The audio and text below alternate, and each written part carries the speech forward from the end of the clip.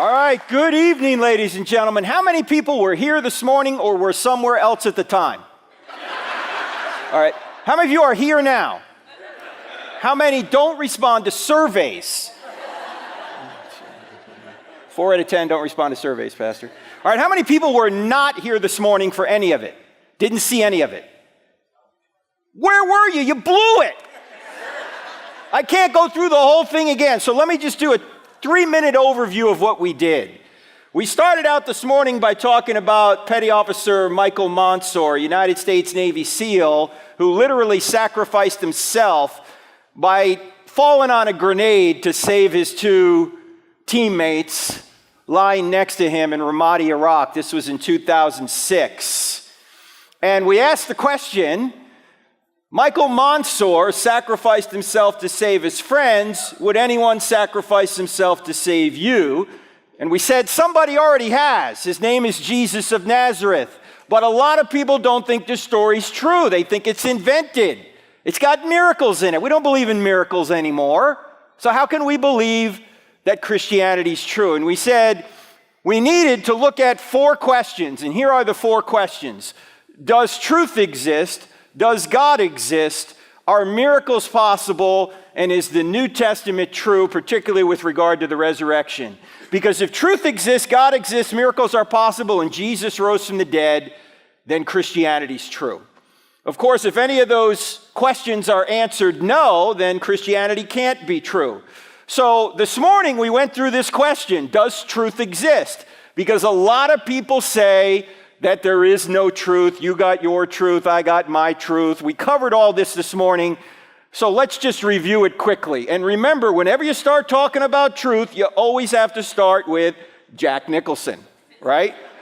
Now, don't blow this line like you did this morning, because Tom Cruise, just to reorient you, here is how it actually went. I want the truth! You can't handle the truth! All right, let's do it properly. I want the truth!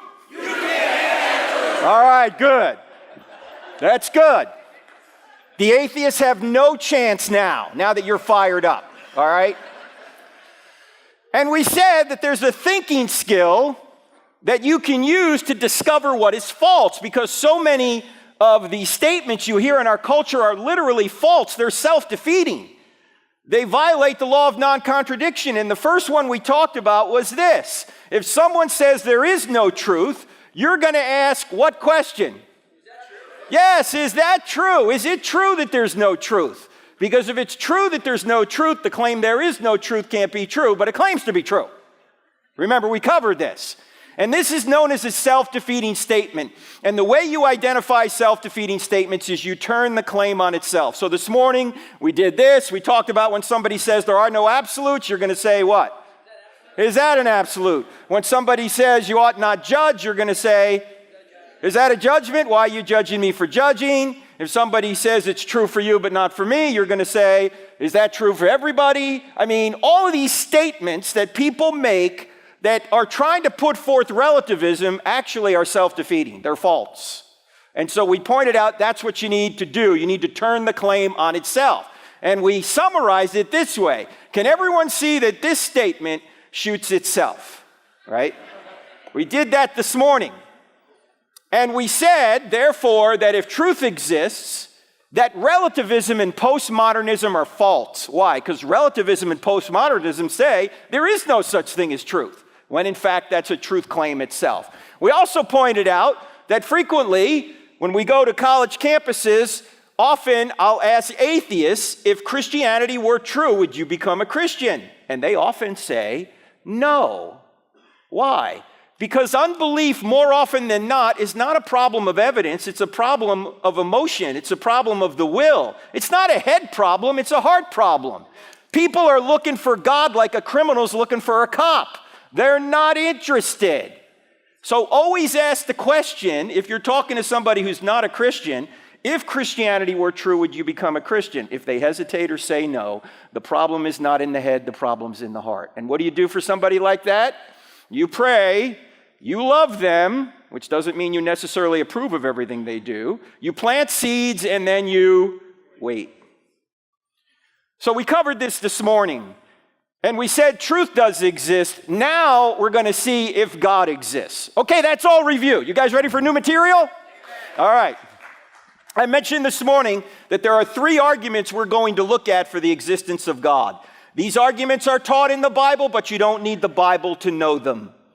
And there are more than 3, but these are just the 3 we're going to look at tonight. The first argument is the argument from the beginning of the universe known as the cosmological argument. Now, cosmological comes from the Greek word cosmos, which means world or universe. And it says if the universe had a beginning, then there must be a beginner. And that argument has some scientific evidence behind it. The second argument is the argument from design, known as the teleological argument. Telos is a Greek word meaning design or purpose. And it says if there's design in the universe and design in life, then there must be a designer. That argument has scientific evidence behind it. We'll see some of that here in a few minutes. The third argument doesn't have any science behind it. It's more philosophical in nature, yet it's the argument you've all understood since you were very small children. It's the argument from morality known as the moral argument. And it says if there's one thing morally wrong out there, just one, like it's wrong to torture babies for fun, or it's wrong to murder 6 million people in a Holocaust, or it's wrong to shoot people at a club, which happened last night, not far from here, then there has to be a God. Why? Because if there is no standard beyond humanity, then everything's just a matter of opinion. That's just your opinion against a baby torturer's opinion, or your opinion against Hitler's opinion, or your opinion against some shooter's opinion. Well, we know those issues aren't just a matter of opinion. It's not just my opinion that torturing babies for fun is wrong. That's really wrong. If that's really wrong, there must be a standard of really right outside of ourselves that we are obligated to obey. That is what we mean by God's nature. If God doesn't exist, nothing's ultimately right or wrong, yet we all know things are right and wrong. Now, we'll get to that argument later, but we got to start at the argument from the beginning of the universe.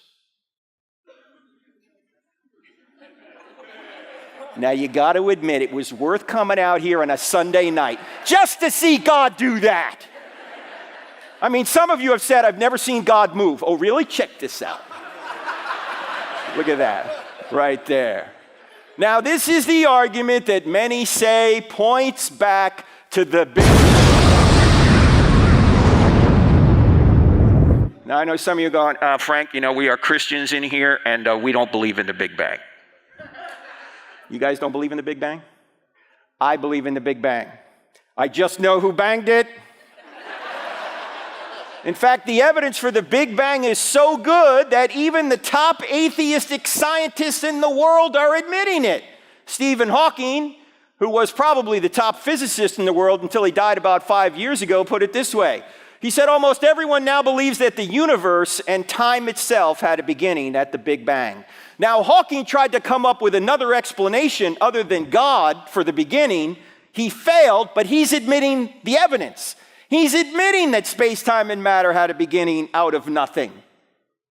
And it wasn't just Hawking who said this. Even great agnostic cosmologists like Alexander Vilenkin from Russia put it this way. He said, with the proof now in place, cosmologists, by the way, a cosmologist is not someone that puts on your makeup, all right? A cosmologist is someone that studies the universe. Cosmologists can no longer hide behind the possibility of a past eternal universe. There is now no escape. They have to face the problem of a cosmic beginning. Now, 2 interesting words in this quote. First interesting word is the word proof. Very unusual for scientists to use the word proof. Why? Because science, by definition, is tentative. New theories come along all the time that usurp older theories. It's usually not something scientists do to call their theory a proof, but Vilenkin sees so many lines of evidence pointing at one conclusion, that space-time and matter had a beginning out of nothing, that he's saying it constitutes a proof. The other is the word problem. Why is it a problem? Because if space-time and matter had a beginning, if nature had a beginning, what could have caused nature to have a beginning? It can't be more nature. There was no nature. It can't be a natural cause. It must be a cause that transcends nature, what we would call a supernatural cause. Now, he's an agnostic. He doesn't know if this points to God, but it seems to me it does. Now, we're not even going to look at the evidence for this. Why? Number one, we don't have time. Number two, it's all in the book, chapter 3. And number three, it's not controversial. Even the atheists are admitting it. What is controversial is what could have caused the universe to come into existence out of nothing. Not that it did. Everyone's agreeing on that. Most people are anyway. So let's take a look. Let's just jump to the bottom line. If the universe had a beginning, then it must have had a beginner. We've got two options. Either no one created something out of nothing, that's the atheistic view, or someone created something out of nothing, that's the theistic view. Now here's my only question. Which view is more reasonable? That no one created something out of nothing, or that someone created something out of nothing? What do you think? Someone, right? I was at Texas A&M. This had to be 15 years ago. I put this slide up, and some atheist in the audience said, oh, I think number one is more reasonable. I said, time out. Let's look at number two for a second. Number two says, someone created something out of nothing. Now, that's a miracle, but at least you got a miracle worker. You got someone, right? Number one is a miracle with no miracle worker. That's clearly absurd. Do you realize that everyone believes in at least one miracle? Christians believe in more than one, but atheists believe in one. They believe that no one created something out of nothing. Which takes more faith? In fact, I said to the audience at Texas A&M that night, I said, to show you how seriously we all take the law of causality. And by the way, the law of causality doesn't say everything has a cause. The law of causality says everything that comes to be has a cause. Everything that has a beginning has a cause. There has to be an uncaused first cause. Even Aristotle knew this. There has to be an unmoved mover. Something whose essence equals his existence.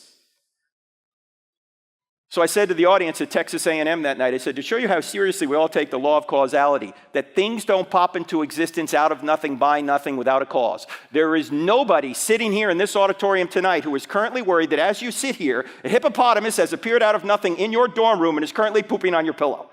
Right? You don't worry about that. You're not worried that a raging Bengal tiger is just going to appear right here in the auditorium and start devouring people, right? Why? Because you know that things don't pop into existence out of nothing, by nothing, without a cause. And if the whole universe could do so, why doesn't everything do so? Why don't Teslas pop into existence out of nothing, by nothing, without a cause? You wake up one morning, you look in your driveway, your Hyundai is a Tesla. You go, how do I charge this thing? Why don't MacBook Pros pop into existence out of nothing, by nothing, without a cause? Could have saved me $4,000. If you're hungry after this little seminar tonight and you want to have a pizza, does it make sense to order one? Or should you just sit in your kitchen, wait, and hope one pops into existence out of nothing, by nothing, without a cause? No, it's the atheists that have all the faith. In fact, here's a question to ask an atheist. If there is no God, why is there something rather than nothing at all? I mean, if there is no God, why does anything exist? Now think about this, ladies and gentlemen. If space-time and matter had a beginning out of nothing, what could have caused space-time and matter to have a beginning? Something outside of space-time and matter. In other words, the cause must be spaceless, timeless, immaterial, powerful to create the universe out of nothing, personal in order to choose to create, because to go from a state of nothingness to a state of creation, someone had to make a choice, and only persons can make choices. The being would also have to have a mind to make a choice. Now, when you think about a spaceless, timeless, immaterial, powerful, personal, intelligent cause, who do you think of? God. You say, well, how do you know it's the Christian God, Frank? We don't. Yet. I mean, this could be Allah at this point, or some other theistic God, generic theistic God. We don't get all the way to Christianity by one argument, but if we keep going through the questions, truth, God, miracles, New Testament, and we realize that Jesus rose from the dead, then we can say that the same being that walked out of the tomb 1,990 years ago is the same being in whose divine nature created the universe out of nothing. We haven't gotten there yet, but we have 6 attributes of a cause that looks like it could be the God of the Bible. All right? That's the first argument. Now, the second argument is the argument from design. And by the way, we're going to go through all these points, and I know we have microphones set up for Q&A. We're going to have a little bit of change of plans. We're not going to do Q&A tonight. We're going to do all Q, no A. All right? So everyone gets to ask a question, takes all the pressure off me. All right? No, we'll have time for questions later, so hold your questions. Let's now move on to the teleological argument. There's two aspects to this argument. The first aspect, it appears the universe is designed. The second aspect, it appears that life is designed, your design. Let's just look at the universe first. In recent decades, scientists have discovered that the universe appears to be highly fine-tuned. That if you were to change any one of a number of factors virtually imperceptibly about our universe, the universe would never have come into existence, or it would have been a universe that couldn't support life or even basic chemistry. And even atheists are admitting this. Again, Stephen Hawking, not a Christian, put it this way. He said if the expansion rate of the universe was different by 1 part in 1,000 million, a second after the Big Bang, the universe would have collapsed back on itself or never developed galaxies. If the expansion rate was that infinitesimally different from the very beginning, none of us would be here. Now, you can't make any sort of evolutionary explanation. You can't say, well, maybe it just evolved there by chance, whatever that means. Why? Because this was the starting expansion rate. It didn't evolve to a particular point. It started there. Seems to me the same mind that created space-time and matter is the same mind that fine-tuned the expansion rate to be precisely what it needed to be for this universe to exist. This is one of the initial conditions of the universe. One of the current conditions of the universe is the force of gravity.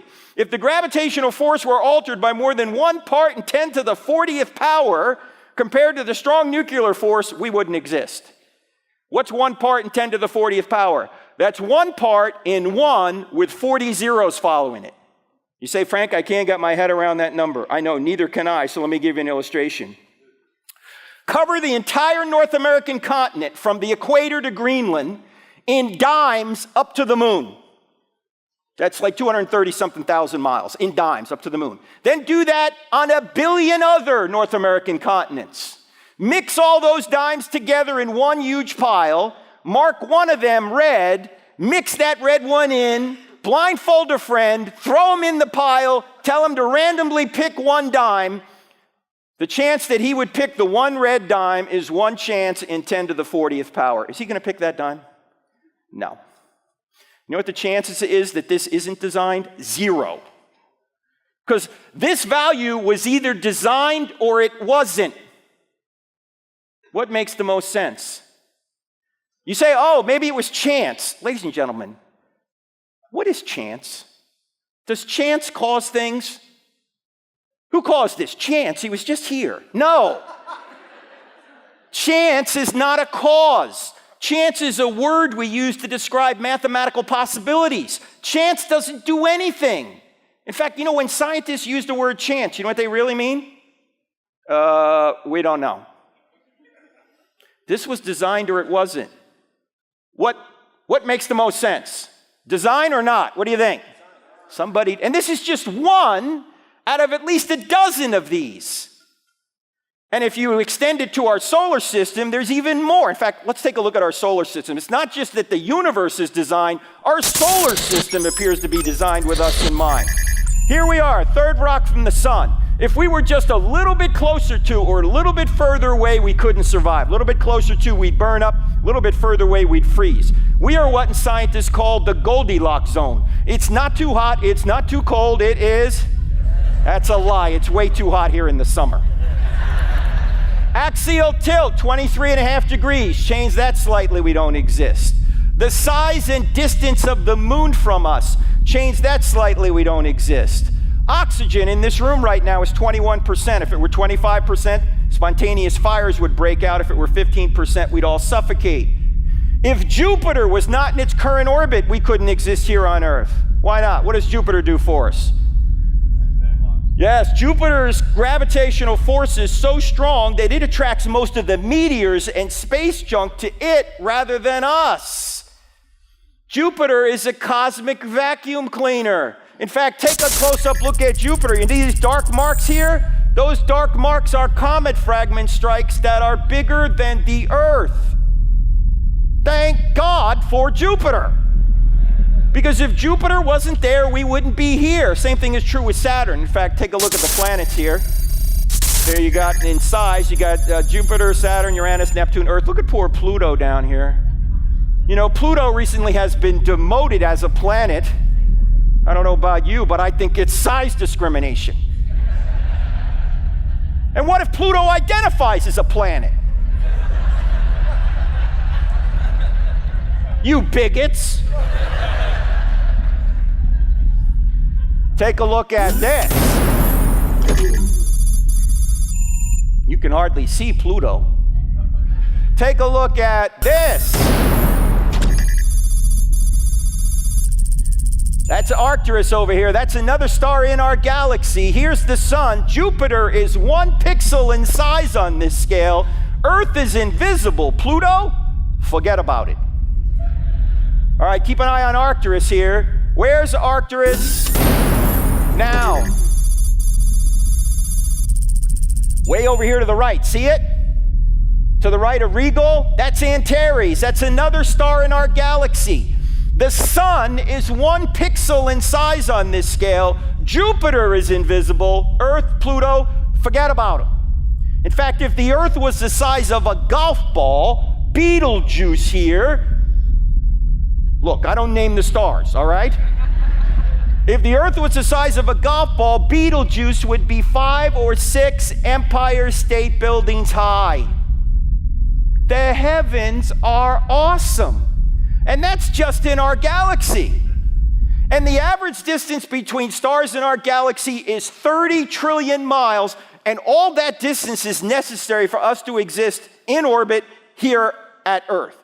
Now, how far is 30 trillion miles? Far. It'll take you at least 2 tanks of gas and a Toyota Prius to go 30 trillion miles. A number of years ago, my wife and I took our 3 sons to Tucson, Arizona. My in-laws lived out there. And we went to the Desert Museum on the south side of Tucson. If you ever get to go there, it's south of the city, over a little mountain ridge there. And on a clear night, it's free of the city lights, so you can see thousands of stars in the sky. So we're out there this one night, and the guide says, wow, it's so clear tonight that if we look up at 9:03, we will see the space shuttle in orbit. I said, oh, come on. We're not going to see the space shuttle. I mean, it's only 120 feet long. It's 350 miles up. We're not going to see it. Oh, me of little faith. At 9:03, the guide goes, look! And we look up in the sky, about 70 degrees above the horizon. There's an object streaking across the western desert sky, relative to us, about like this. I mean, it's really cooking. When it got right about here, it disappeared. I don't know whether Scotty beamed it up or what. Actually, what happened was, despite the fact that we were in total darkness, the space shuttle was so high up that the sun was still reflecting off of it, and when it got out of the range of the sun, we couldn't see it anymore. Now, when the space shuttle was in orbit, the space shuttle was traveling at about 18,000 miles an hour. That's 5 miles per second. You got trouble getting to work in the morning? Take the space shuttle. You'll be there. 5 miles a second. Think about how fast that is. Well, I did a little calculation to try and figure out how long would it take us if we could get in the space shuttle and go from our star, the sun, to another star an average distance away in our galaxy, 30 trillion miles. In other words, how long would it take us to go 30 trillion miles if we could go 5 miles per second? How long? Anyone? A long time. You must be a math major. Yeah. It would take us 201,450 years. That means if you got in the space shuttle at the time of Christ and started traveling from our star, the sun, to another star in our galaxy, an average distance away, you've been going 5 miles a second for 2,000 years, you would be less than 1/100th of the way there right now. And we're going to explore space. No, we're not. We're not going anywhere in space. We can hardly get out of our solar system. You know, it took us 9 years to get to Pluto. I mean, think about this. Our solar system, if it was the size of a quarter with the sun in the middle and Pluto on the outer rim, you know where the next nearest star is? It's 2 football fields away. It took us 9 years to do this. We're never going to get to another planetary system. It's too far and it's too dangerous. You know, at the speed of light, how long it would take us to get to the next nearest star? Almost 4 years. Speed of light, 186,000 miles per second. We're never getting there. But let's suppose we figure out space travel one day. In fact, what I'm about to show you now is disturbing, but I'm going to show it to you anyway because you can handle it. Imagine we get to another planetary system, we plant our flag, and then this happens.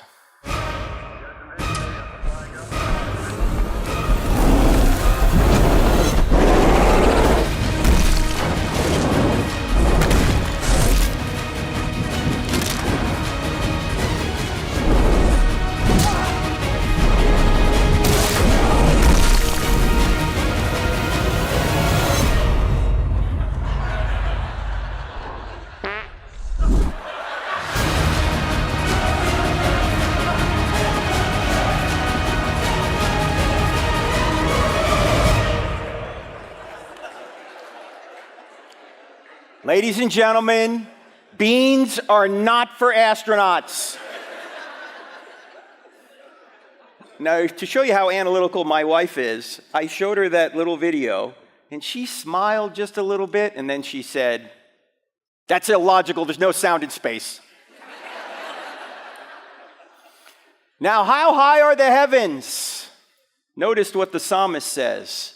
For as high as the heavens are above the earth, so great is his love for those who fear him.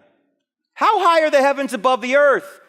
I mean, if it's going to take us 200,000 years at 5 miles a second just to go between two stars in our galaxy, how high are the entire heavens?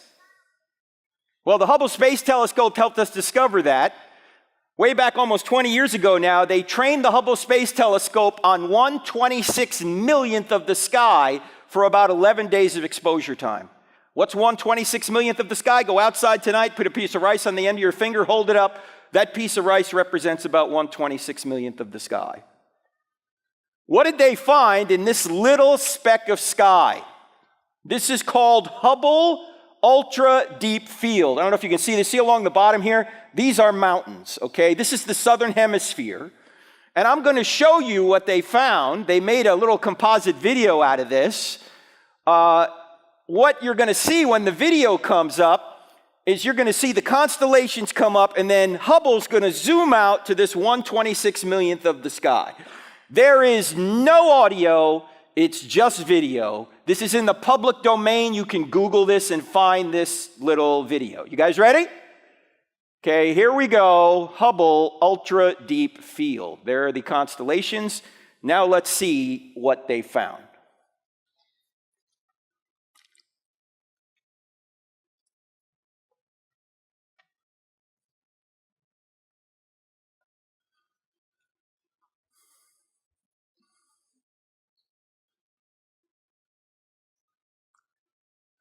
What you're looking at are nearly 10,000 galaxies in 1/26 millionth of the sky, each of these galaxies with billions of stars of their own.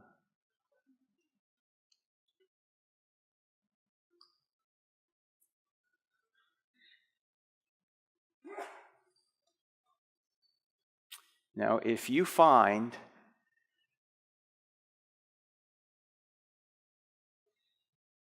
$10,000 galaxies in 1/26 millionth of the sky, how many stars are there in the entire universe?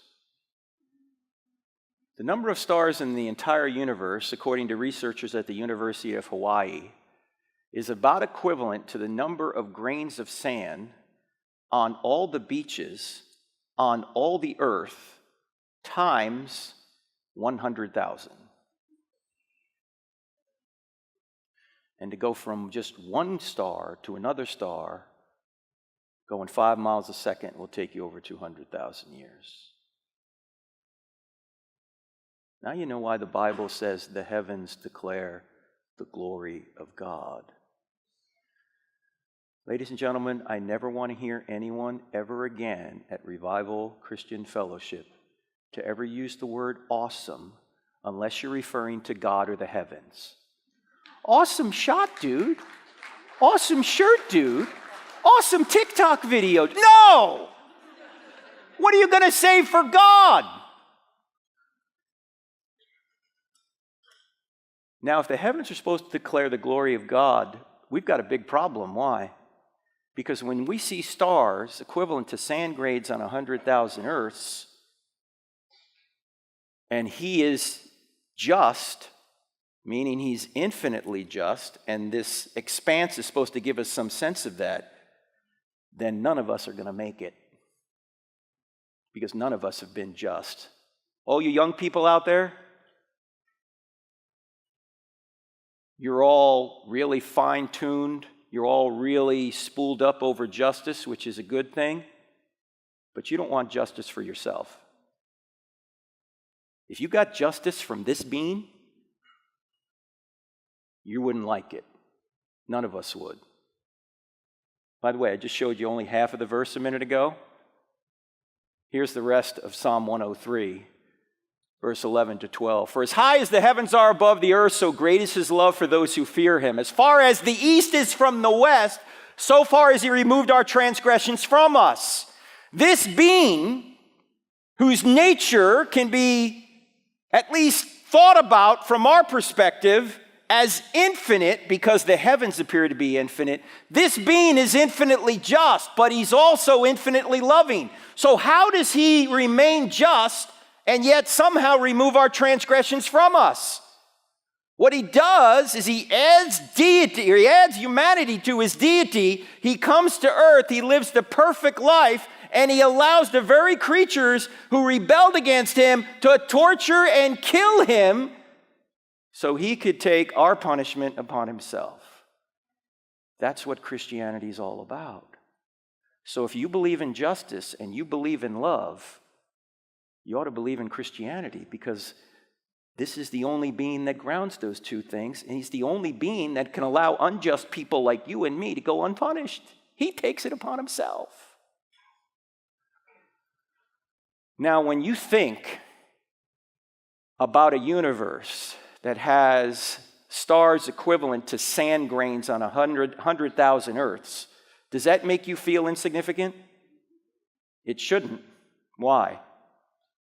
Because the heavens aren't made in the image of God, but you are. The heavens were made so you could exist. Here's the second part of the design argument. The heavens are designed, but so are you, except you're made in the image of God. This is you in the womb at 11 weeks. Question, is this animal, mineral, vegetable, or human? In fact, let's go back even further than 11 weeks. Let's go back to when your mother and your father got together to conceive you. Have you guys had this talk before? I see some young people in here, so I'll try and be discreet. I also see some older people in here, so I'll try and be discreet as well, just in case you've forgotten how this works. When your mother and your father got together to conceive you, your mother unconsciously perfumed her egg to attract your father, and then your father sent the entire population of the United States, 300 million soldiers, toward your mother's egg. And then there was a race. And you won. That's right. Don't let anyone ever tell you you're not special. You beat out 300 million others. You have blown away anything Michael Phelps has done. Now, seeing some of you limp in here earlier makes it hard for me to believe you were the fastest soldier in the gene pool, but you were. Now, your soldier was 20 to 30 times smaller than a grain of salt, yet it contained half of the 3.5 billion letter software program we call your genome, your DNA, all the letters in the right order. And then your mother's egg was about the size of a period at the end of a sentence in an average book, and it contained the other half of the 3.5 billion letter genome, your software program, your DNA, all the letters in the right order. And when your soldier and your egg came together, a new 100% genetic human being was created. Do you know you have not received any more genetic information from this point till right now? Your genetic information has just duplicated itself. Does this have implications on the abortion issue? Think about this. There is only 4 things separating you from adulthood: time, air, water, and food. Those are the same 4 things that separate a 2-year-old from adulthood. Why do we kill the unborn child in the womb when it's genetically the same as a 2-year-old toddler? You say, Frank, come on, you can't legislate morality. All right, no extra charge for this, friends. This was the subject of our first book, creatively titled Legislating Morality. All laws legislate morality. Every law declares one behavior right and the opposite behavior wrong. You can't think of a law that doesn't legislate morality. The question isn't whether or not you can legislate morality. The question is whose morality will be legislated. And I don't want to legislate my morality. I don't want to legislate your morality. I want to legislate the morality. In fact, when people say, don't impose your morality on me, I say, why not? Would that be immoral? Because you're imposing your morality on me right now. You're saying, oh, I ought not impose ought nots. Well, you're imposing that ought not on me. Why do you get to impose ought nots, but I don't? Actually, the better answer is this. When someone says, don't impose your morality on me, say, this isn't my morality. I didn't make this stuff up. I didn't make up the fact that murder's wrong, that rape is wrong, that abortion's wrong, that theft is wrong, that men were made for women and women were made for men, and the best way to perpetuate and stabilize society, which is the reason the government's involved in marriage to begin with, is to legally recognize the man-woman relationship over every other relationship.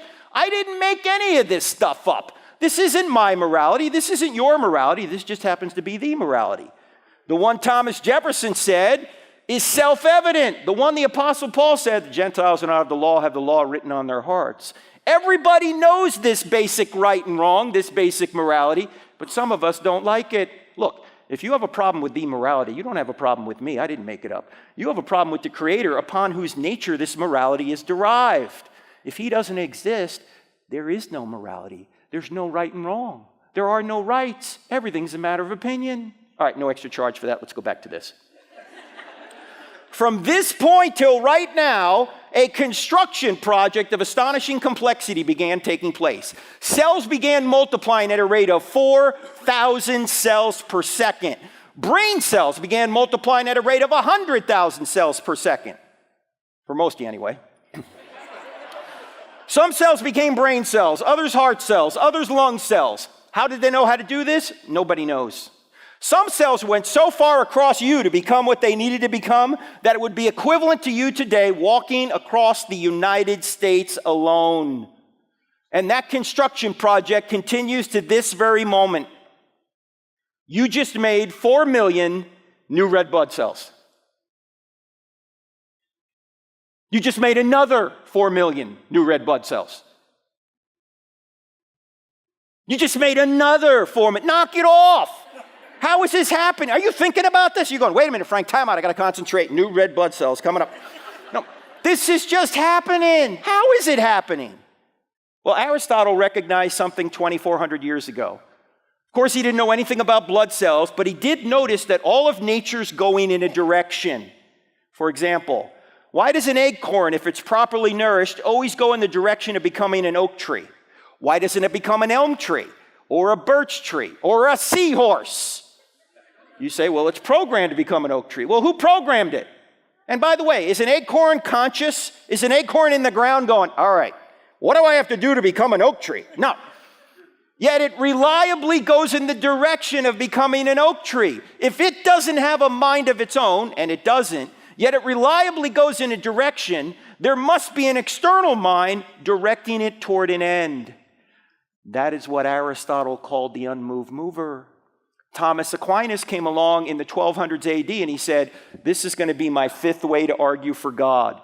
That if all nature's going in a direction, there must be a mind directing it. That is what he means by God. Now notice, ladies and gentlemen, this is not a Big Bang cause way back when. That's another argument. This is a cause every single second the universe exists. Aristotle mistakenly thought the universe was eternal, and yet he still said, you need an unmoved mover. You need a being that sets up the laws of nature and keeps everything going the way they're going.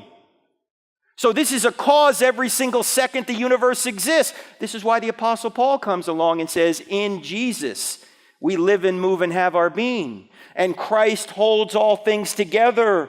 And the writer of Hebrews says, God sustains all things by his powerful word. In fact, God is to the universe what a band is to music.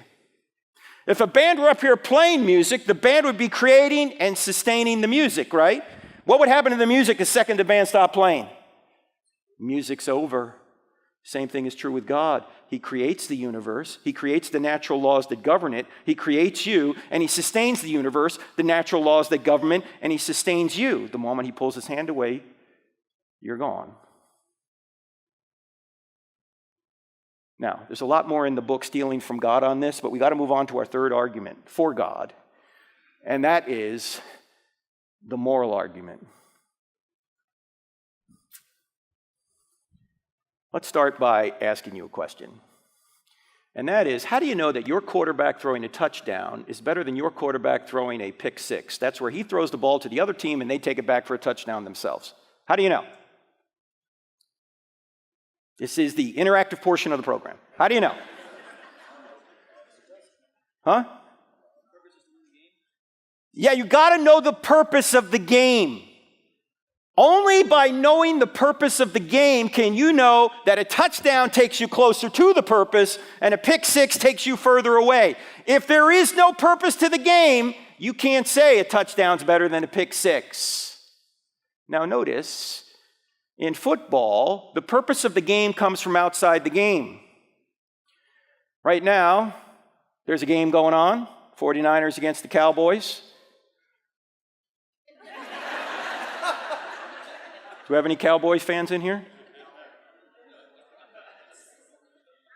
Because I'm from New Jersey, and we have a saying in New Jersey, whenever the Cowboys win, it's living proof that Satan is alive and well.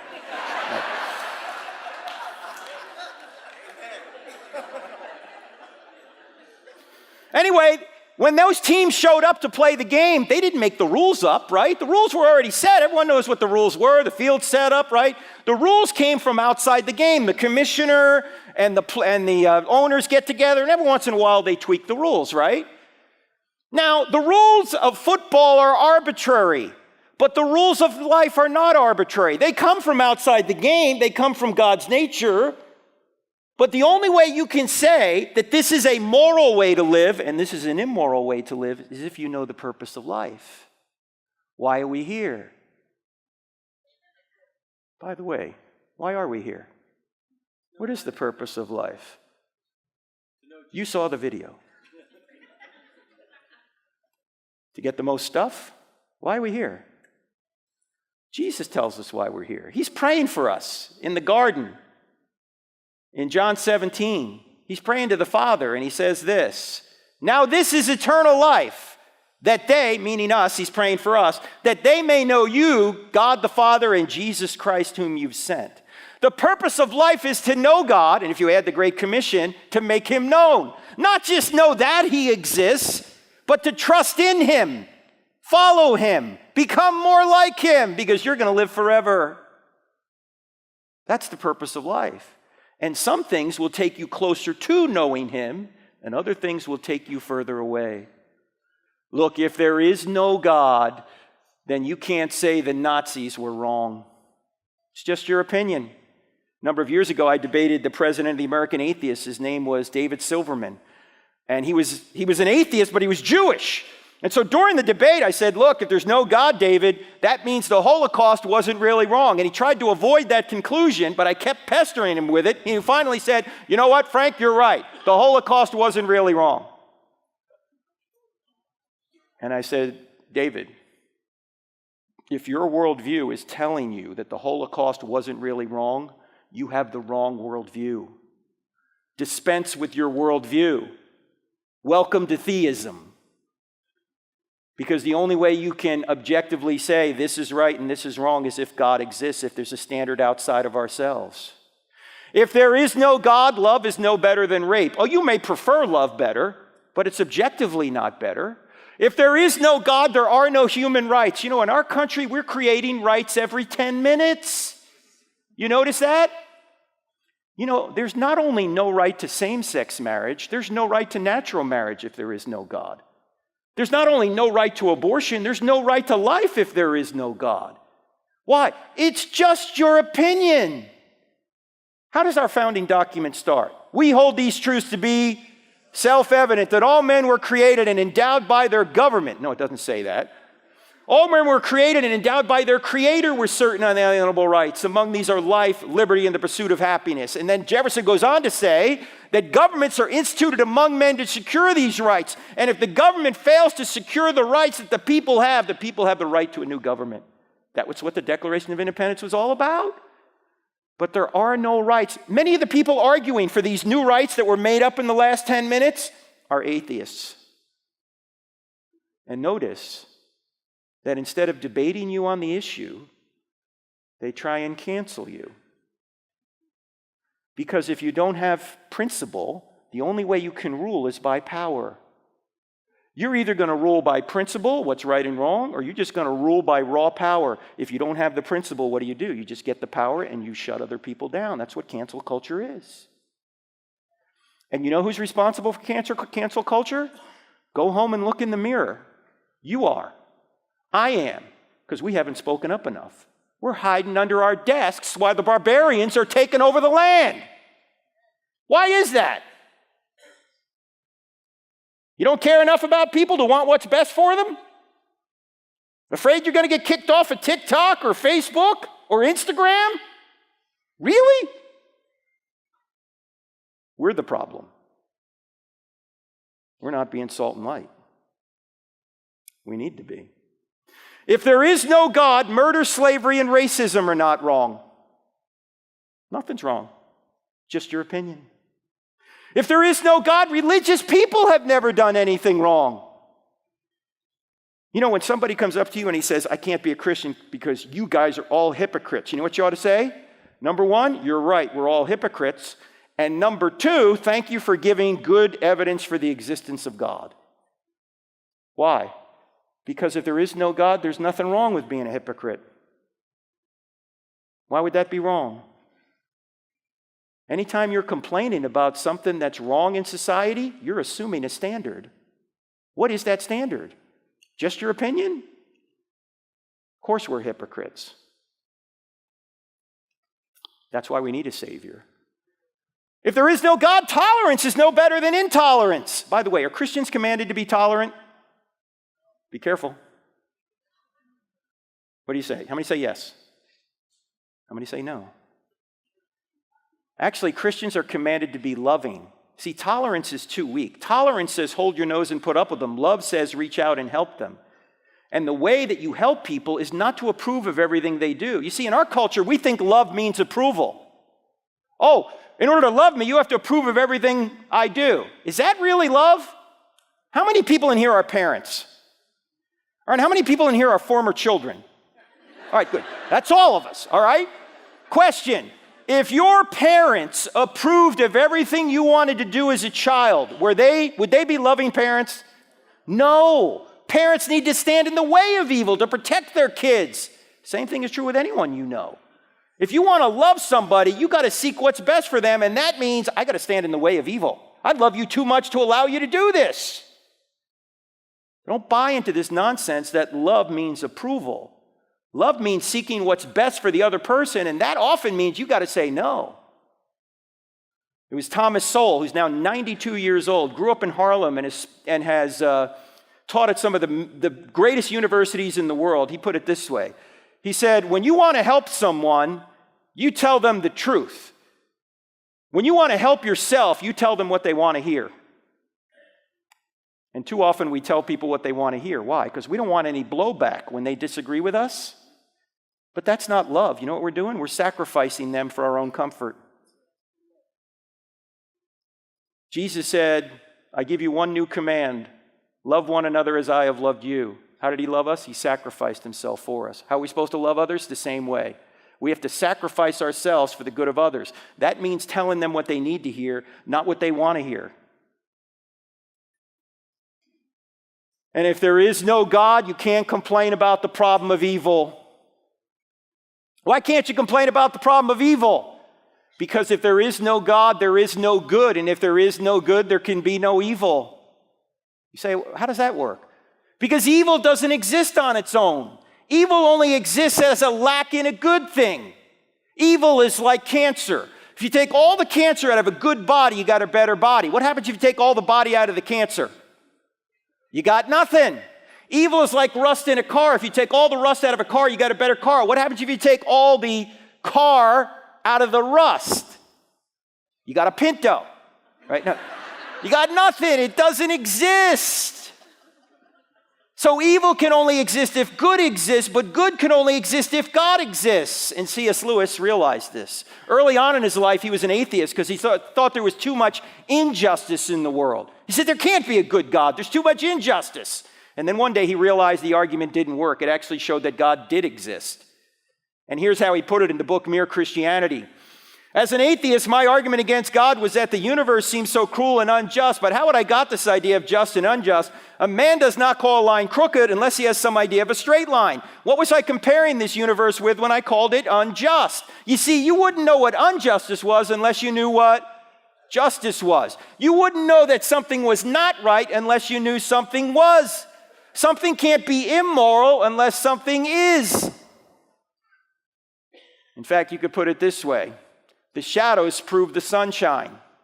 In order to have shadows, you have to have sunshine. In other words, in order to have evil, you have to have good. Oh, you can have sunshine without shadows. You can have good without evil, but you can't have evil without good. You can't have shadows without sunshine. So evil does not disprove God.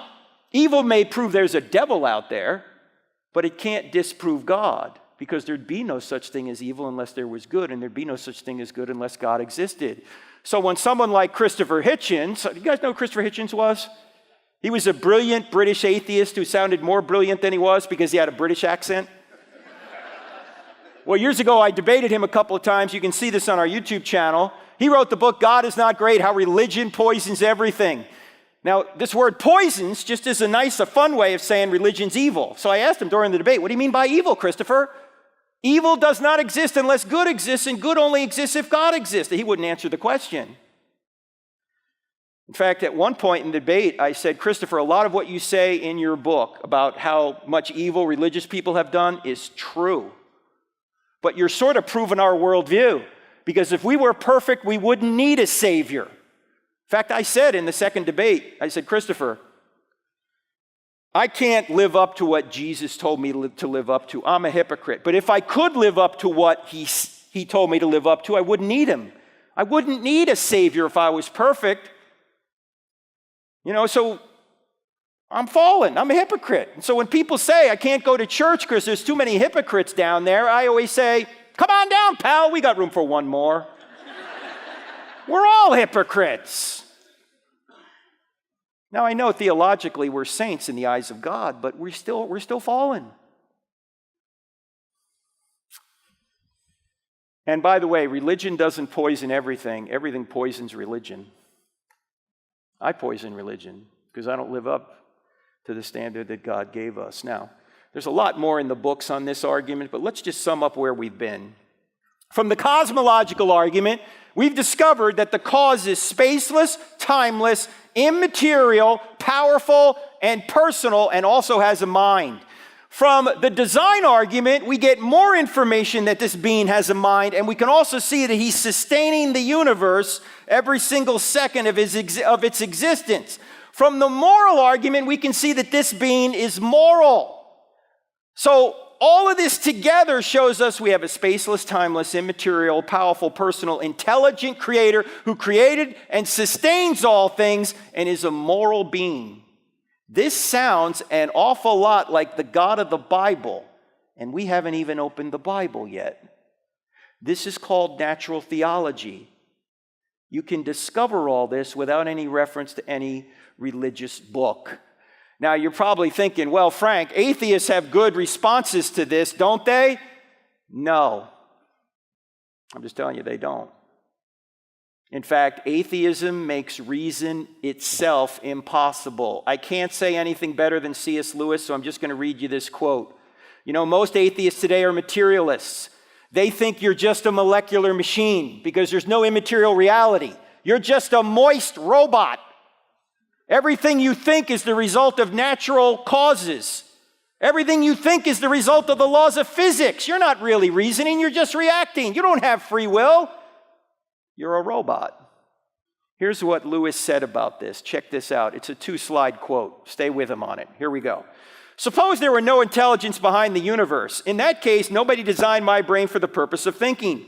Thought is merely the byproduct of some atoms within my skull. But if so, how can I trust my own thinking to be true?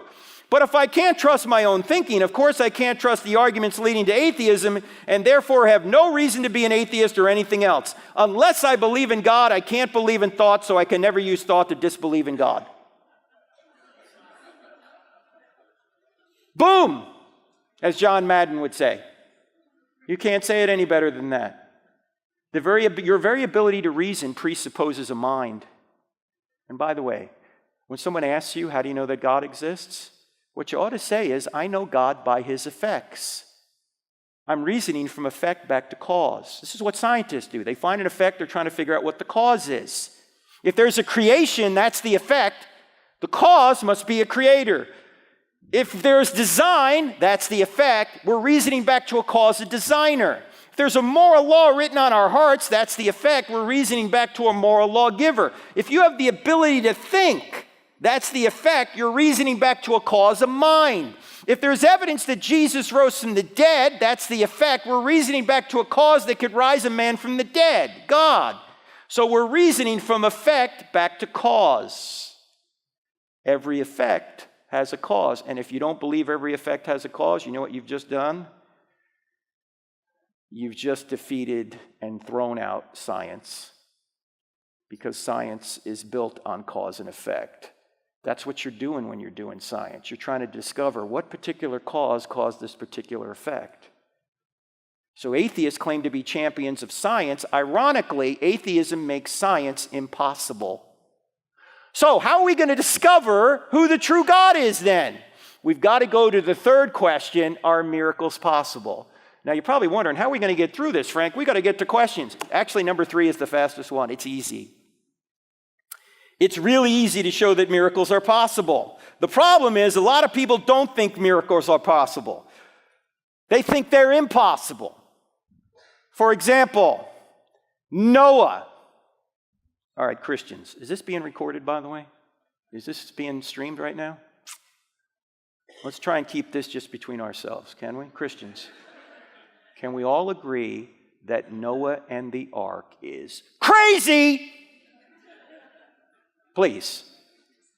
Also, a resurrection. How many people in here have ever seen anyone rise from the dead after you knew the person was dead for at least 36 hours? Yeah, none of us. Yet if you're a Christian, you have to believe what none of us have ever seen. How rational is that? And for some reason, the big problem miracle in the Bible is Jonah. Is that a whale of a tale or a tale of a whale? I mean, what is the deal with Jonah? Can you actually believe in Jonah? I mean, please. All right, ladies and gentlemen, what is the greatest miracle in the Bible? No, the resurrection's easy compared to the greatest miracle in the Bible. The greatest miracle in the Bible is... I got some of you a second time. Yes. The greatest miracle in the Bible is the first verse. In the beginning, God created the heavens and the earth. If that verse is true, every other verse is at least possible, right? I mean, if it's true that God can create the universe out of nothing, can he do whatever he wants that's not logically impossible inside the universe? Of course, if he can create the whole show, can he walk on water? Can he part the Red Sea? Can he do the Jonah miracle, the Noah miracle? Of course Noah's crazy. Unless God exists. Of course Jonah makes no sense unless God exists. Now here's the real interesting thing. The atheists are admitting the evidence for the first verse. Now they don't think it's God, but what else could it be? If Genesis 1:1 is true, all these other miracles are at least possible. You can't rule them out. Now, I just said something some of you might not agree with. I said God can do whatever he wants. It's not logically impossible. You're probably thinking, oh, God can do anything. No, there's many things God can't do. He can't do logically impossible things.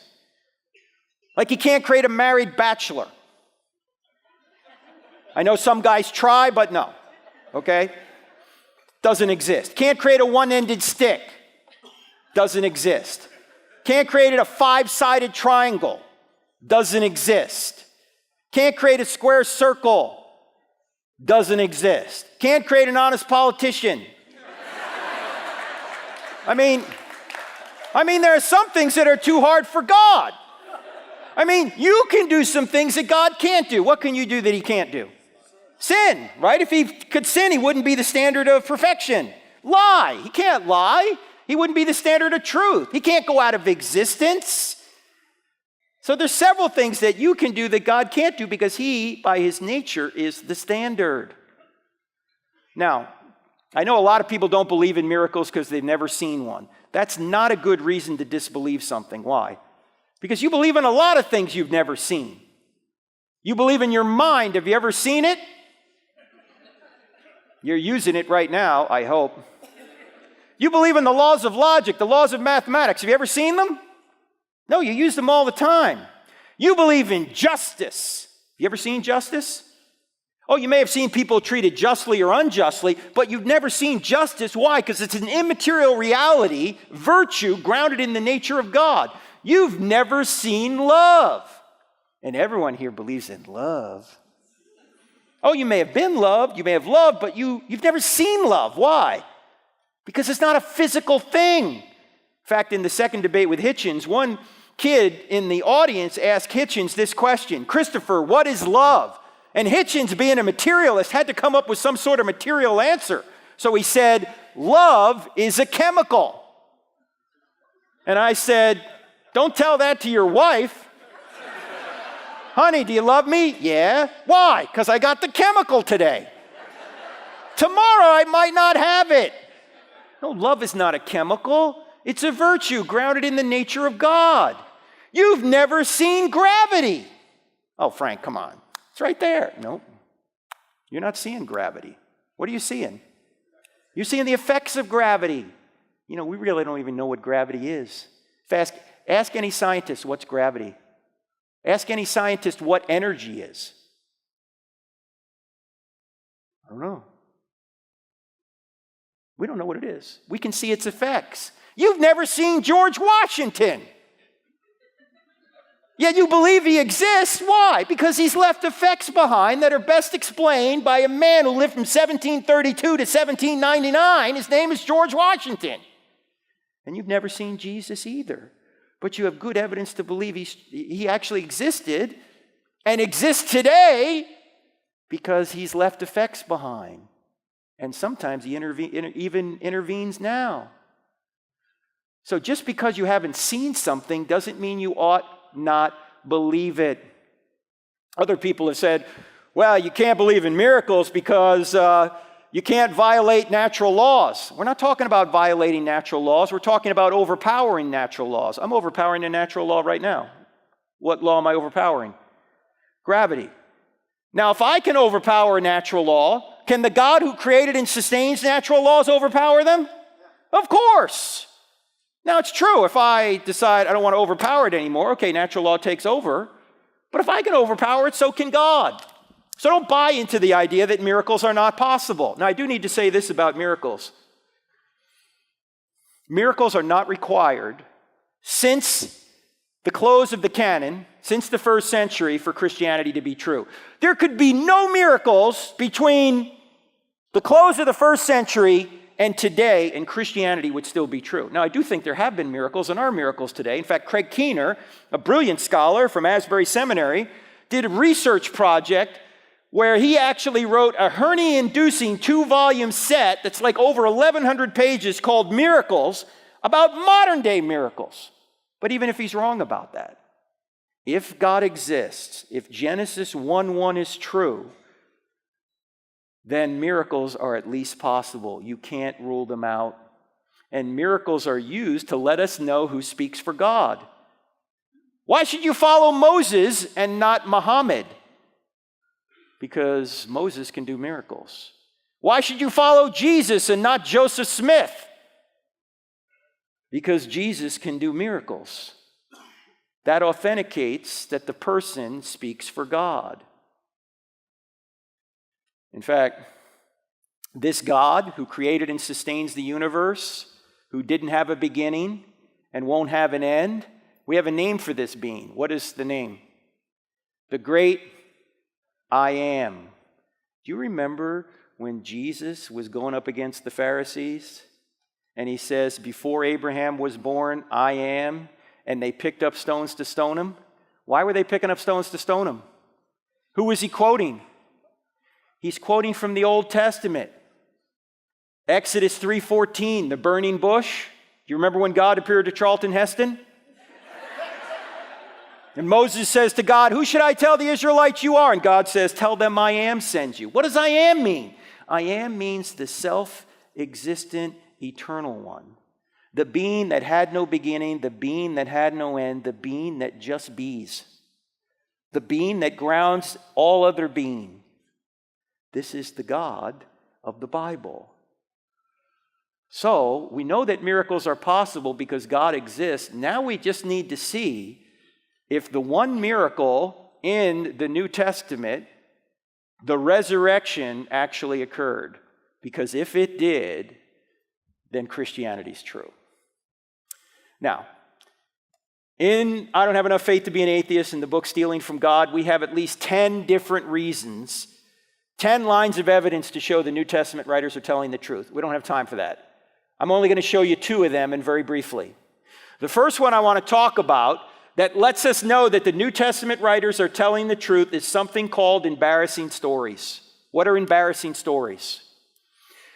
Historians know that if they find something in the text that's embarrassing to the author or authors, it's probably true. Why? Because you're not going to invent things that make you look bad. You might invent things that make you look good, right? But you're not going to invent things that make you look bad. In fact, let me ask you guys a question in here. How many people have ever lied to make yourself look good? Look, if you don't have your hand up right now, you're lying to make yourself look good. And it's not working. We know you're lying. All right, how many people in here have ever lied to make yourself look bad? You don't lie to make yourself look bad. You might lie to make yourself look good. Well, the New Testament writers have filled the New Testament. This is true of the Old Testament as well, but we're just looking at the New Testament. The New Testament writers have filled the New Testament with embarrassing stories that make them look bad. They never would have invented this. That's why we call this the Duh factor. They're not making this up. Let me just give you a few of these. Notice, Peter, their leader, the disciples' leader, is called Satan by Jesus. You think they invented this? You think Mark at one point said to Peter, hey, Pete, I'm going to make this a real interesting story. I'm going to have the Lord call you Satan. What do you think Peter would have said? Have him call you Satan. Look, I'm the leader here. This doesn't look good. And then Peter says, oh, Lord, I'll never deny you. What does he wind up doing? He denies him 3 times. And then at the crucifixion, all the disciples, maybe with the exception of one, they all run away. They're cowards. This is like a Monty Python movie. Run away. They all run away. And who are the brave ones? The women. The women are the brave ones. That's right, ladies. You can give yourselves a hand. That's right. I am woman, hear me roar. Didn't run away like you sissy pants men did. Now, who wrote the New Testament down? Men. Now, what man is going to invent that he was hiding for fear of the Jews while the women went down and discovered the empty tomb? Would any man in here invent that? I mean, if I was there and inventing it, I'd make myself look good, wouldn't you? I mean, I'd write down there something like this. Let's see, we marched right down there and we overpowered that elite Roman guard. That sounds pretty good, doesn't it? Yep. John said, get out. Peter roundhouse kicked him. Thomas said, we'll be back. No doubt. And then on Sunday morning, we marched right down to the tomb and we saw Jesus, who congratulated us on our great faith. And then we went and comforted the trembling women. I would never say it was Mr. Sissy Pants why the women went down and discovered the empty tomb. And oh, by the way, why would you never say the women were the first witnesses in that culture? Forget about the fact it was embarrassing to men. It was. But independent of that, why would you never have the women be the first witnesses in that culture? Because a woman's testimony was not considered on par with that of a man. So if you're making up the New Testament story, you'd only have the men be the first witnesses. Yet all 4 Gospels say the women were the first witnesses, which is telling us what? They really were. In fact, one of them was a formerly demon-possessed woman. Gee, what a great, credible witness you have there. You think they're making this up? I had a lady come up to me once. She said, Frank, I know why Jesus appeared to the women first. I said, why? And she said, because he wanted to get the story out.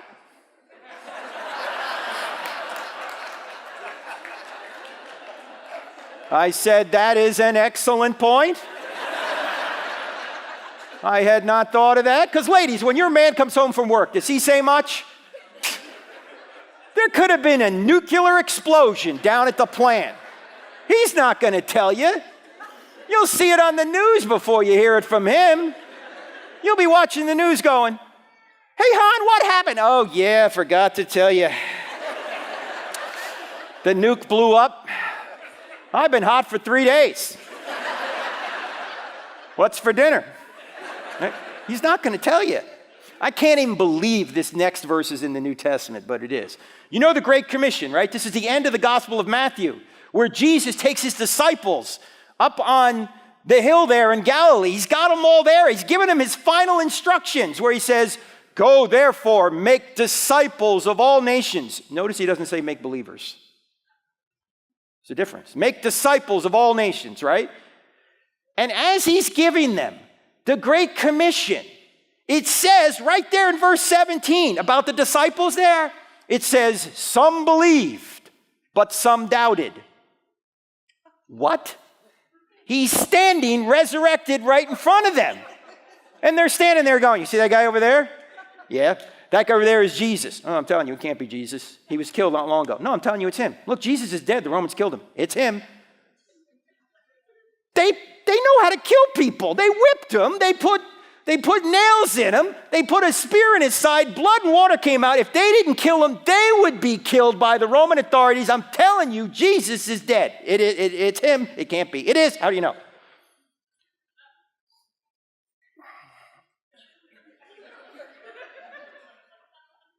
The women told me.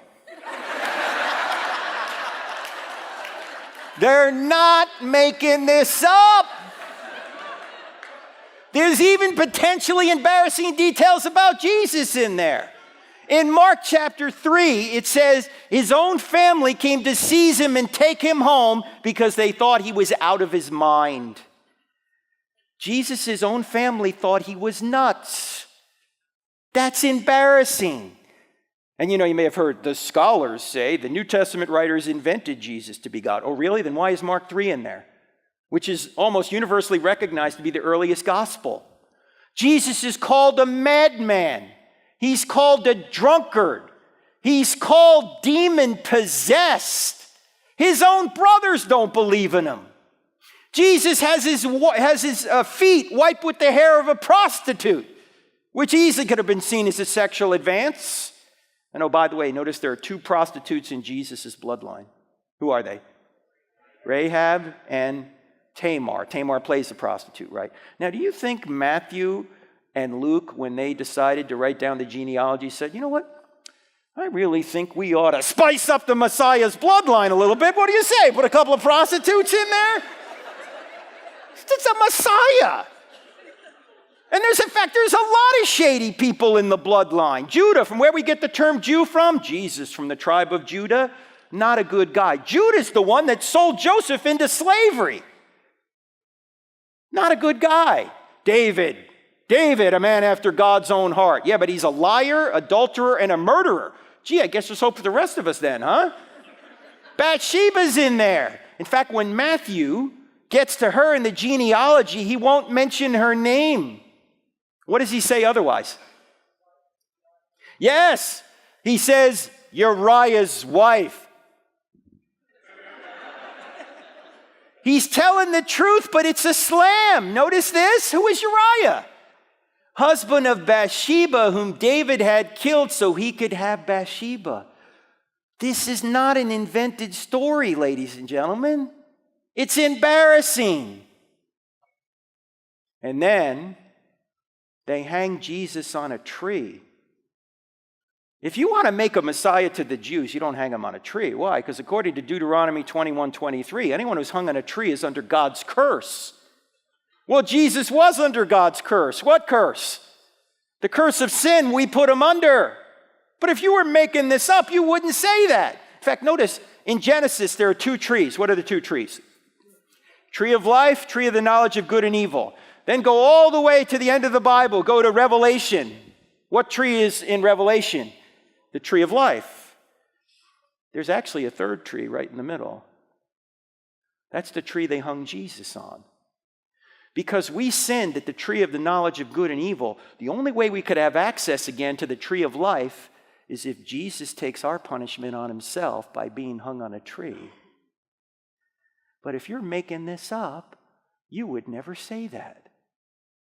There's a lot more embarrassing details in the New Testament and even the Old Testament that shows you they're not inventing this. In fact, Dennis Prager, you may know who he is. He's a conservative Jewish man who has written some commentaries on the Old Testament. He says, the number one reason I know that the Old Testament's true is because the Jews would never say these embarrassing things about themselves. They would never invent these things. Most histories are whitewashed, if you haven't noticed. The Pharaoh only reports when he wins. He doesn't report when things go wrong. The Jews, on the other hand, and the Christians, they reveal all the warts and all the sins and all of the evil that the supposed heroes of the story do. They're not making it up. Here's one other reason we know the New Testament writers are telling the truth: excruciating deaths. Now, these people were in a position to know whether Jesus had resurrected from the dead or not. And yet they went to their deaths saying that he was resurrected when they could have saved themselves by saying he wasn't. Now, it's really important to keep in mind that all the writers of the New Testament, with the exception of Luke, were all Jewish believers in Yahweh. Luke's the only Gentile. Everybody else is a baptized Jew who thought they were part of God's chosen people. And there are two things they didn't believe in the first century. They didn't believe a man could claim to be God. That would be blasphemy. And they didn't think that someone would rise from the dead in the middle of time. They knew we'd all rise from the dead at the end of time, according to Daniel 12, but they would never say that one guy rose from the dead in the middle of time. Yet these Jews, who thought they were God's chosen people, came to believe that a man claimed to be God and rose from the dead. What could have caused them to do that? In fact, let's take a look at the apostles' beliefs and practices before and after the resurrection. Before the resurrection, they believed in animal sacrifice. They've been slaying lambs for hundreds of years. And then suddenly Jesus comes along and they say, we don't need to slay these lambs anymore because these lambs are just symbols of the Lamb of God who takes away the sins of the world. Here he is. They do away with the sacrificial system virtually overnight. Before, they believed in the binding law of Moses. Afterwards, Christ's life has fulfilled the binding law of Moses. Before, they believed in strict monotheism. Afterwards, they're believing in a Trinity.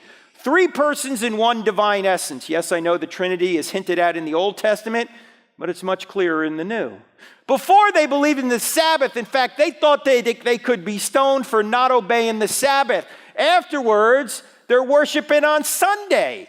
And Paul says, don't let anyone tell you you'll have to obey any Sabbath or festival day. Why? Because the Sabbath has arrived. You see, the Sabbath signified rest. Who's our rest? Jesus is our rest. In fact, out of the 10 commandments, 9 of them are repeated in the New Testament as binding on Christians. What's the only one that isn't? Keep holy the Sabbath. Because the Sabbath has arrived. Before, they believed in a conquering Messiah, afterwards a sacrificial Messiah. Before, they believed in circumcision, afterwards they believed in baptism and communion. Now, ladies and gentlemen, what would have caused these pious Jews who thought they were God's chosen people to abandon everything on the left and adopt everything on the right virtually overnight. The only thing I can think of is what psychologists call an impact event. What's an impact event? An impact event is an event that is so dramatic in your life that it can turn your perspective around 180 degrees. You might not remember what you had for breakfast this morning, but you'll remember an impact event that happened 5, 10, 20, 30, 40, 50, 60 years ago if you're old enough. In fact, there's probably only a few of you in this room right now that can answer this question, but I'm going to ask it anyway. If you can remember where you were and what you were doing November 22nd, 1963, hold your hand up high for everyone to see. Ladies and gentlemen, you see these people with their hands up? These people are very old.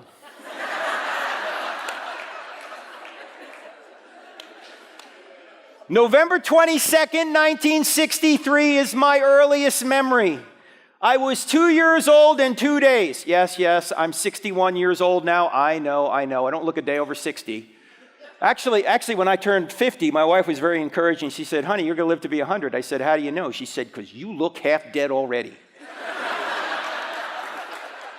Anyway, November 22nd, 1963, I'm a toddler. I'm 2 years old and 2 days. I'm standing in the living room in our home in Wanamassa, New Jersey, and my mother is sitting on an ottoman in front of a black and white TV, weeping uncontrollably. Mommy, what's the matter? What's the matter? They killed the president. They killed the president. President Kennedy assassinated that day. I can still see my mother in my mind right now when she was 26 years old, sitting on that ottoman. I was just with her last week in Florida. She's 85 now. But I can see her in my mind when she was 26 years old. It was an impact event. I don't remember anything before that and very little after that. Never seen my mom cry like that. Where were you when the second plane hit the tower? I was in my home office in Charlotte, North Carolina, where I live, and I had the TV on behind me. And I had seen the first tower had been hit, but I didn't know by what. And I was on the phone with a pastor on the north side of Charlotte, and we were talking about what topic I would talk about when I came to his church. And I said, you got the TV on? He goes, yeah. I go, maybe a Cessna hit the World Trade Tower. That had happened before, so. We're talking, TV's behind me, and suddenly he screams into the phone. He goes, the second tower just got hit. I turned around, look at the TV, the second tower's on fire. I said, was it a Cessna? He goes, no, it was like a passenger plane. It was like a United plane. I said, you saw that? He goes, it was just on live TV. I said, look, let me call you back. I hung up the phone, and for some reason that morning I had CNN on.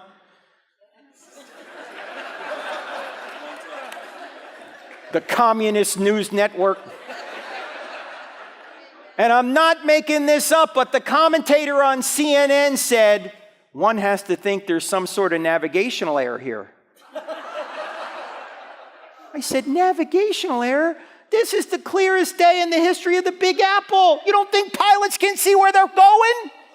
You think Stevie Wonder's flying these planes? I mean, come on, this is terrorism. I called the pastor the next day. I said, we're going to come to your church and talk about Islam because that's what this is related to. Now, 9/11 was over 21 years ago. And those of you who are old enough in here can remember something about that day.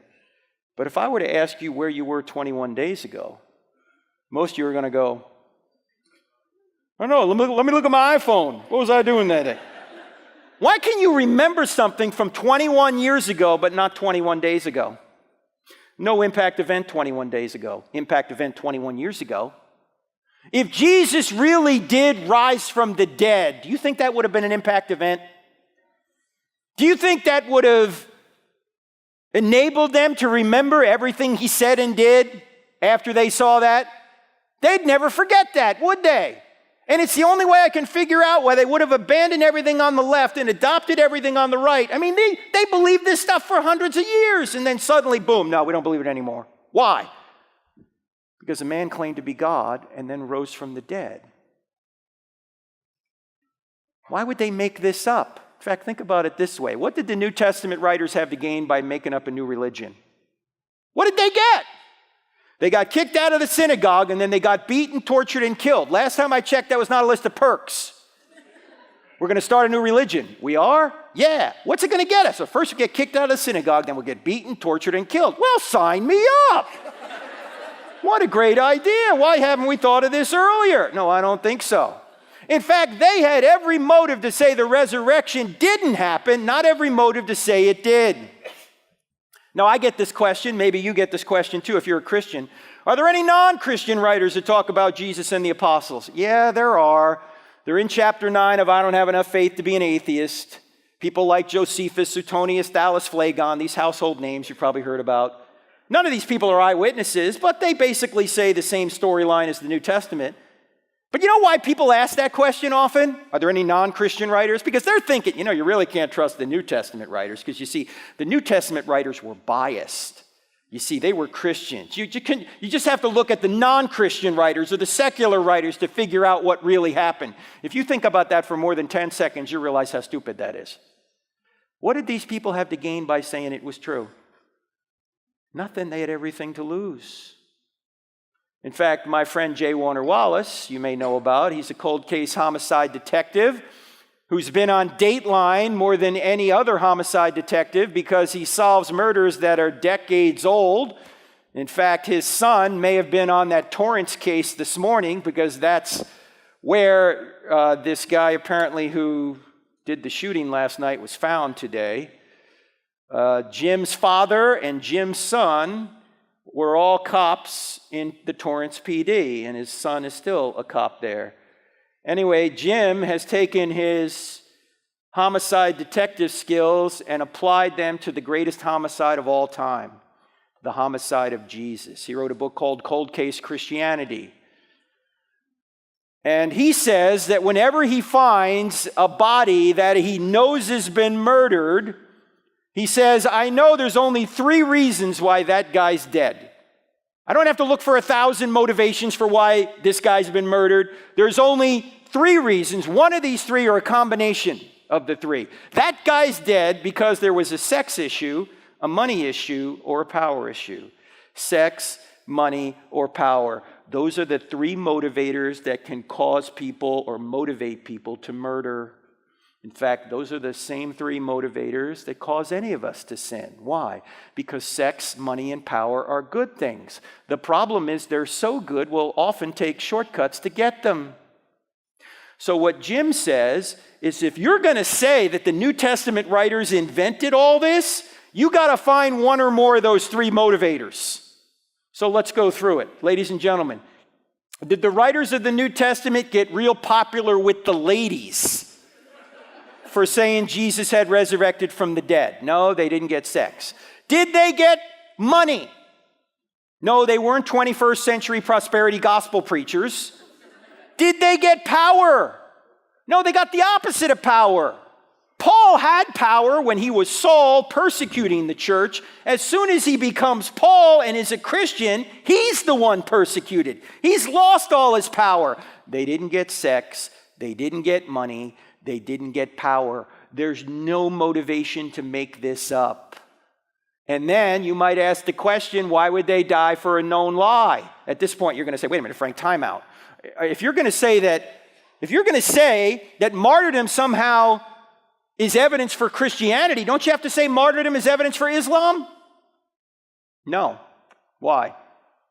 Because there's a lot of differences between the Muslim martyrs of today and the New Testament martyrs of New Testament times, but let's just look at one difference for our purposes here. The Muslim martyrs of today don't have evidence. They haven't witnessed anything that tells them that Islam is true. They just have faith. The New Testament martyrs, on the other hand, witnessed Jesus rise from the dead. They saw Jesus. They touched Jesus. They ate with Jesus. They verified with their own senses that Jesus had risen from the dead. Some people will die for a lie they think is the truth. Nobody will die for a lie they know is a lie. And the New Testament writers were in a position to know whether it was a lie or not, and they went to their deaths anyway. You can't get better evidence than that unless you were there yourself. Now, what I'm about to say, the last thing I'm going to say on this, and this is going to sound like heresy, Pastor John, for just a second, but it's not. Stick with me. Christianity is not true because a series of documents we put under one binding we call the Bible says it's true. In fact, Christianity would be true if the Bible never existed. How can that be? Do you realize there were thousands of Christians before a line of the New Testament was ever written? Why? Because they didn't read about it in a book. They saw Jesus. They touched Jesus. They ate with Jesus. They verified with their own senses that Jesus had risen from the dead. Later, they put it in a book. But it wasn't the book that gave us Christianity. It was the resurrection that gave us Christianity. Do you see the point? Thankfully, they later put it into a book so we could know about it and orient our lives toward it, but you wouldn't have documents written in the first century by Jews claiming a man claimed to be God and rose from the dead unless a man claimed to be God and actually rose from the dead. In fact, we could put it this way. The New Testament writers did not create the resurrection. The resurrection created the New Testament writers. You wouldn't have documents written in the first century by Jews saying this had happened unless it really did. There's no motive to make this up. Every motive to say it didn't happen because they paid with their lives with it. Now, let's go through the overall outline real quickly. Does truth exist? If someone says there's no truth, you're going to say, is that true? Does God exist? First argument, cosmological. One person listened. Second argument, teleological. Third argument, moral. Are miracles possible? What's the greatest miracle in the Bible? Genesis 1:1. If that verse is true, every other verse is at least possible. Did Jesus rise from the dead? Sure seems. We only looked at 2 out of 10 reasons. Embarrassing and excruciating testimony. So, with that being said, don't forget to text the word evidence to 855-909-0582. 855-909-0582. If you do that, I'm going to send you the entire PowerPoint presentation, 360 slides, PDF. If you want to get books, we're out of books, but you can order it now. We'll send it here to be here next week. Now, there's that number again. Also, I want to point out we're teaching online courses now. I'm teaching online courses. Stephen C. Meyer is from the Discovery Institute. We've got Gary Habermas teaching courses. He's the world-renowned expert on the resurrection. Sean McDowell, J. Warner Wallace, the guy you just saw. So check all that out. We even have a new course for 6th to 8th graders starting February 6th. You may want to check that out if you have a young person. We're on YouTube, Twitter, and Facebook. In fact, we're so into YouTube, Twitter, and Facebook, we've actually combined these 3 into one social media platform. We call it YouTwitface.